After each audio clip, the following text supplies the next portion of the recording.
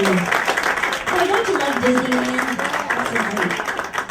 That's another thing.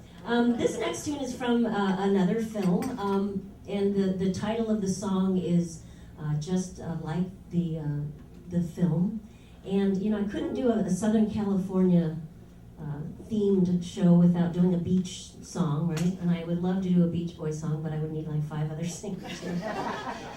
But anyway, this is written by Neil Sedaka, and actually in this film, it was Connie Francis's feature film debut.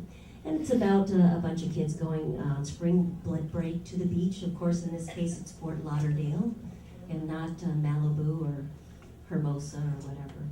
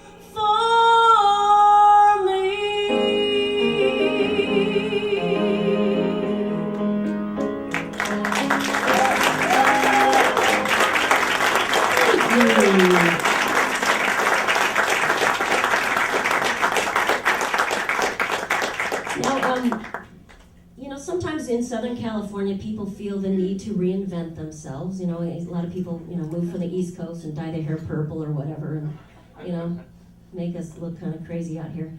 But even if you live here, there's times you reinvent yourself. And lately for me, it's learning a little more about musical theater. And in my audition process, I am always looking for age-appropriate mezzo-soprano tunes. And so I'm remembering this one song, and I'm like, I think I know it, but I'm not really sure. So I called my brother Bill, because his daughter is in musical theater, and of course he knows everything about tunes. So so of course I picked the right person. I said, Bill, what is this? He says, oh yeah, that song's called Da Da Da, and it's from the show Yada Yada Yada, and Mom and Dad used to sing it as a duet, and I'm like, oh, that's how I remember it. I for some reason didn't realize it was from a musical theater piece.